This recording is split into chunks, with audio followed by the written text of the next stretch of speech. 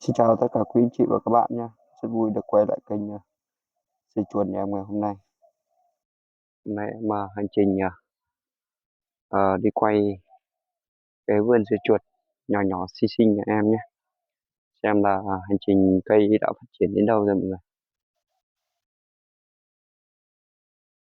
Đây là cái giống dưa chuột nếp lai mọi người ạ. Hôm nay hành trình đi quay chi tiết nhỏ cho mọi người và chia sẻ kỹ thuật cách trồng dưa cùng với mọi người nhé. Sau khi nhà mình đã cho làm giàn rồi mọi người. Đấy. Thì hôm nay ờ, em chia sẻ cái phương pháp làm giàn dưa. Thì kỹ thuật làm giàn dưa thì nhà mình cũng làm tiết kiệm, đầu tư thêm lưới để cho nó có cái mặt bằng nó leo tốt hơn. Trong cái lĩnh vực làm dưa thì khá nhiều bác cũng có hỏi trên cái nền tảng kênh của em thì làm dưa chuột thì mình sẽ mua cái lưới này ở đâu ạ? Vì lưới dưa này cũng là một cái giàn rất là phổ biến và rất nhiều người họ đã trồng và chuyển sang cái giàn dưa nó hiện đại hơn một chút và nó tiết kiệm hơn so với cắm sào. Thì mức độ cắm sào và ờm, cái dàn lưới thì dàn lưới nó có rất nhiều cái hiệu quả, đó là khi mà cái dưa mọi người, cái dưa nó phát triển và nó đẻ nhánh rất là nhiều, vì vậy cái đáp ứng leo của nó rất là cao. Đối với cắm sào thì không thể đáp ứng hết cái dây leo của nó. Ví dụ như các bác quý chị nhà mình cắm 1.000 sào thì cái công ờ, cắm sào cũng rất là mất nhiều thời gian, và chúng ta phải ờ, buộc. Và đây là mình cũng đang hành trình quay tất cả những cái chi tiết.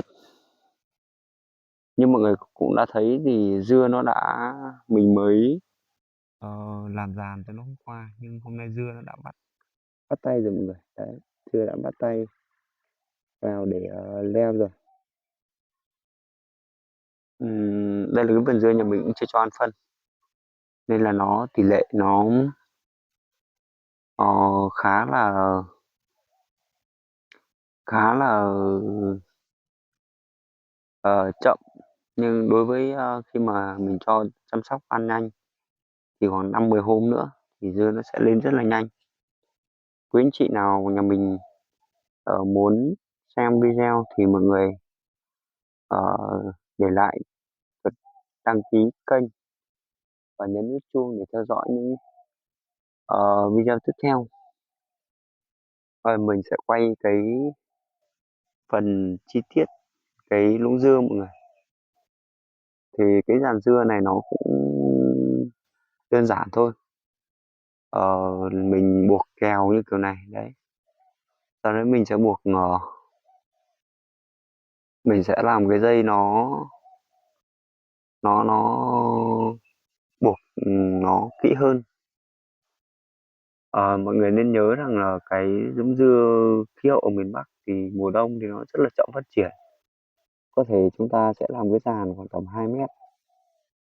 Cái giàn khoảng 2 mét thì cái dưa nó cũng đạt. Dưa mùa đông thì tỷ lệ nó cũng đạt khoảng cao lắm, khoảng tầm 2 mét đổ lại thôi. Thế là lực đè nhánh cũng không nhiều. Và quay lại cái phần kỹ thuật trồng dưa thì như mọi người cũng đã thấy Ừm, cây dưa nhà mình đã chỉ qua một đêm mà đã bắt đầu bắt tay vào leo rồi mọi người. Đấy. Và khoảng ngày mai thì em sẽ cho lượng ăn phân. Với quý anh chị và các bạn nào mà muốn xem cái kỹ thuật để cho ăn phân như kiểu gì thì mọi người đăng ký và theo dõi kênh và xem là ở video tiếp theo của em nhé. Ở video tiếp theo của em thì sẽ tiến hành cho nó ăn phân mọi người ạ. Và ăn phân như thế nào để nó hợp lý. Ờ, với nhiều các bác xem video thì có thể là cũng chưa nắm bắt được nhiều, hoặc là các bác đã biết nhiều thì các bác để lại cái nội dung bình luận comment thì anh em cùng sẽ góp ý phản hồi với nhau. Thêm một lộ trình nữa thì cây dưa chuột cũng là một cây rất là dễ chăm sóc, nhưng tỷ lệ nhiễm bệnh cũng rất là cao. Các bác nào mà muốn xem video của em từng chi tiết thì em sẽ thực hiện rất nhiều video, em quay những cái dàn dưa thì nó cũng khá là đẹp đúng không ạ, nhưng mà cũng chưa có chi tiết. Và lần này chi tiết hơn thì em sẽ trực tiếp quay cái hành trình để chăm sóc. Vâng, tiếp theo những cái nội dung mà quý anh chị rất nhiều quan tâm đó là chúng ta làm giàn dưa mọi người ạ. Giàn dưa thì nó phải, cái dây dưa này nó phải căng mọi người nhé. Nó căng, cái này em nó cũng chưa chưa được chỉnh căng chuẩn chu cho lắm. Thì nói chung là mình cũng không nên để căng quá hoặc không để trùng quá, khi mà cái gió mọi người, gió gió nó sẽ căng quá, khi mà gió nó sẽ đánh vào gầy gầy lá dưa mọi người, gầy lá và gầy cành. Thì một số bác mình thấy là nhiều bác cũng trồng lưới nhưng mà làm dây rất căng. Dây rất căng thì cây nó lên nữa rất khỏe, nhưng mà đến cái thời điểm mùa gió này thì các bác nên cho cái dây nó hơi trùng một tí. Và vì lý do tại sao mà trùng khi trường hợp mà gió to ấy, thì cái cây dưa nó không bị đánh, không bị gió nó đánh. Hoặc là các bác cắm sào cũng vậy, các bác cắm sào thì ờm, nó sẽ hay bị gió nó đánh gãy ngọn nữa các bác. Đấy, thường thì nhiều bác cắm sào là lý do là ờ, nó bị gãy thân cây, và cây nó khi bị gãy nó rất là yếu. Ờ, cái phần chăm sóc cây dưa chuột thì như các bác cũng đã thấy là mình phải cho cái tỷ lệ phân vừa đủ, tức là nó không bị quá cái tỷ lệ dư thừa, và tránh cái trường hợp là cây nó bị lượng phân nhiều quá nó bị thối.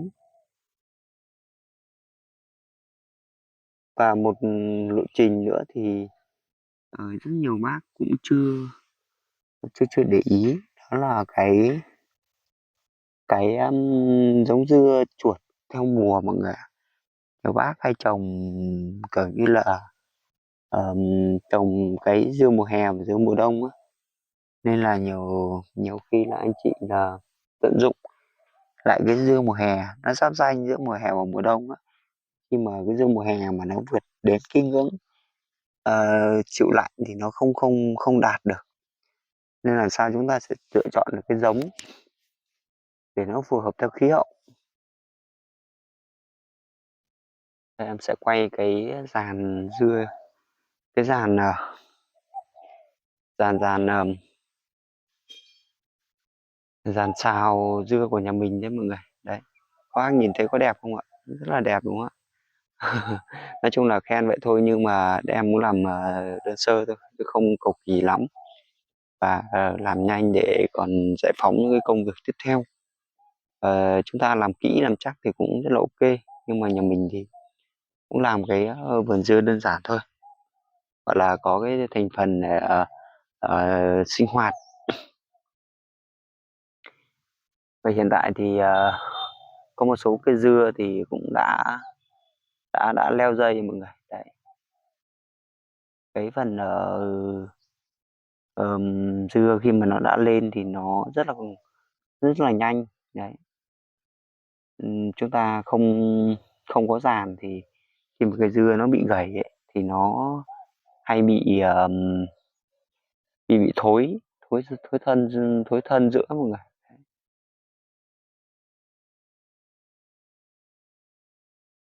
Hiện tại thì các cái cuống sâu bệnh thì nó rất là nhiều mọi người. Mùa này thì lượng sâu bệnh thì khá là nhiều các bạn. Đấy. Có những cái thân lá này nó hay bị sâu bệnh rất là nhiều các bạn. Đây cái phần thân thân ngọn này mọi người, như mọi người thấy không ạ, sâu khá là nhiều luôn. Các bác để ý nhé, các bác để ý những con sâu này mà nếu mà nó ăn bị hỏng hết ngọn thì nó hay bị yếu cây mọi người. Đấy.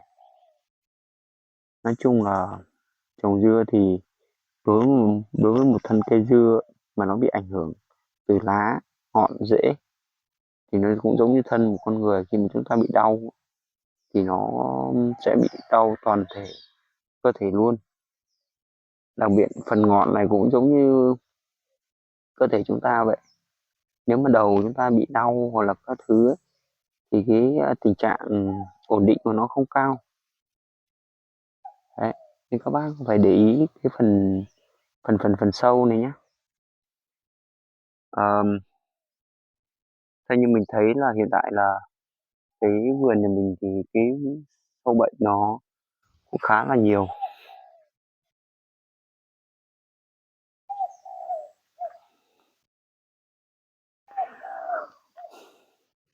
Vâng, đây là cái phần lá, phần này nó cũng đang bị sâu bệnh nha mọi người. Đấy, sâu khá là nhiều luôn.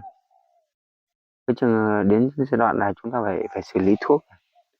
Nếu chúng ta không xử lý thuốc được thì nó sẽ ảnh hưởng cây ạ. Đấy,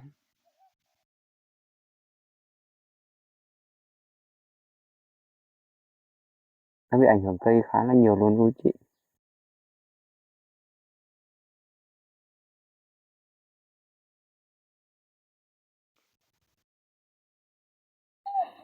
Buổi trưa mình thì cũng không hay ngủ trưa lắm nên là mình cũng tranh thủ ra để đi bắt sâu mọi người ạ.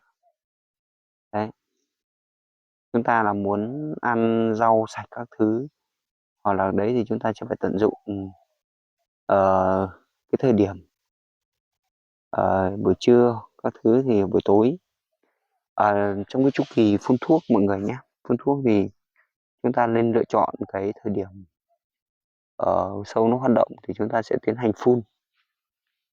Khi chúng ta phun thì chúng ta sẽ lựa chọn những thời điểm nào, ví dụ như buổi sáng hoặc là buổi tối thì cái lượng sâu bệnh nó hoạt động vào buổi tối rất là cao.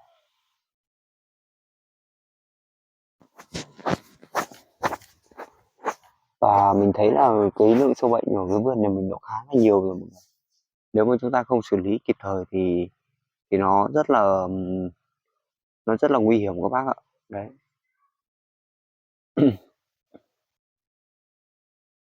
Nhưng mà người thấy không ạ, cái giống vườn dưa nhỏ của nhà mình này thì mình đã làm cái sàn nó rất là chuẩn chu rồi.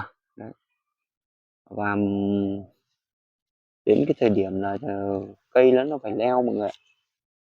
Cây nó phải leo thì cao khoảng 15 từ 10 đến 15 phân. Đây như cái dưa này mọi người. Đấy. Cái đến cái tầm thời điểm này thì chúng ta phải làm giảm đi, hoặc là chúng ta sẽ làm trước thì cũng rất là ok. Nhưng chúng ta làm trước thì khi mà cái công chăm sóc nó rất là vướng. Đấy.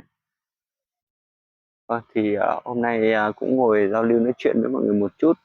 Thì thứ nhất là quý anh chị và các bạn nào mà đang xem hết nội dung video này thì mọi người nhớ lại để lại bình luận và một lần like, một lần đăng ký và lượt chia sẻ đến các cái nền tảng trên xã hội thì để chúng ta lan tỏa những cái nội dung video, và đặc biệt mọi người ủng hộ đăng ký kênh để theo dõi những video tiếp theo. Và một lần nữa nữa mình xin trân trọng cảm ơn tới quý anh chị và các bạn đã theo dõi, và hẹn gặp lại mọi người ở những video tiếp theo của nhà mình nhé.